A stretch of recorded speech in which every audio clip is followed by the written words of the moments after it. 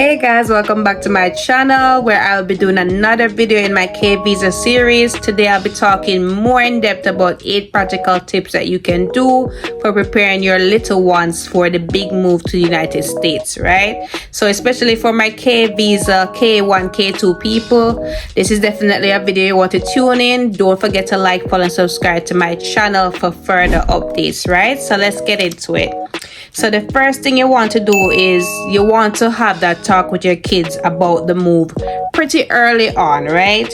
You want to use age appropriate language to ensure that your child understands, right?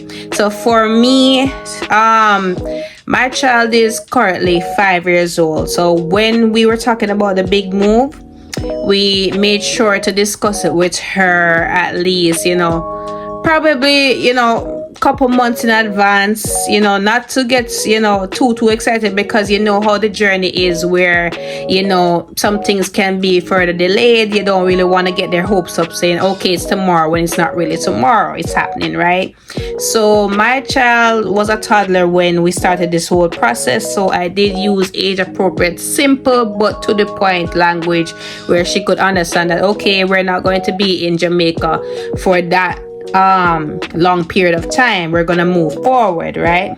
So allow your child to express their feelings, ask questions, because again, it's a whole new environment, a lot of developments, right? So you have to allow them to express their concerns, their feelings.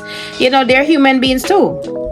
So address their feelings, address their concerns openly and honestly with them, right? Number 2 is research together, right?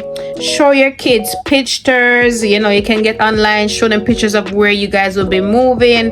Research the cultural differences, the holidays, traditions, because America is full of holidays and new traditions that can be overwhelming to us as adults, but also look at the kids, could be overwhelming to them as well. So research about it, so that they can get more acclimatized and into the new culture that they're going to go into, right?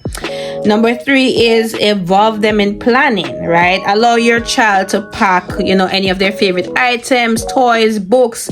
So that was something that I allowed my daughter to be integral in, which, I helped her to, allowed her to, pack whatever she would like to bring with her to this new country and all that, right? So I allowed her to pack her toy or book, whatever she felt was really comforting for her. I allowed her to pack at least 1 or 2 of her favorite items, right? So allow them to be involved in this new transition, right? Number 4, stay positive. If you flustered and you overwhelm and everything, they're gonna pick it up. So you need to adapt a calm, positive, anxiety-free attitude, energy, so that they will embrace it better, and it won't be such a stressful process to transition. I know that's easier said than done, because this whole thing, I had anxiety, I had a little bit of overwhelm, because it brings about that. But at the same time, I also have to trust God and know that okay, everything is gonna work out. And I actually did, and just adapt that calmness so that my child can be a lot more excited about the process itself.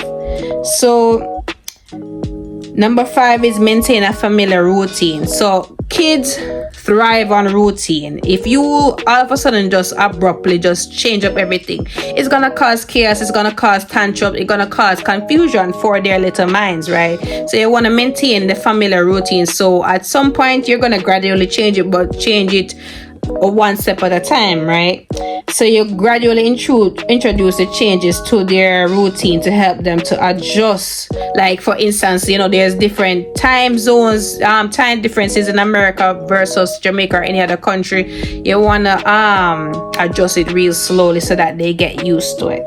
Number 6 is research the school. So of course, it really depends on your age of your child, more than likely their school age.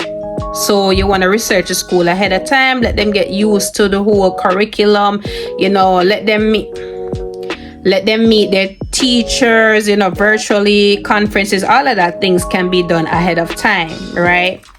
So number 7 is you want to encourage emotional expressions. Help them keep in touch with their loved ones, their friends, close relatives back home. So one thing I do that I currently continuous to do since I got here, I let my daughter stay in touch with her grandparents, her aunt, uncle, her loved ones. Just keep that familiarity, because for me it was a small village, and my daughter grew up with all your grandparents, her aunt, uncle, practically her whole existence. So we keep that connection, we keep in touch, send pictures and video call as much as possible, so that that connection is not lost, right?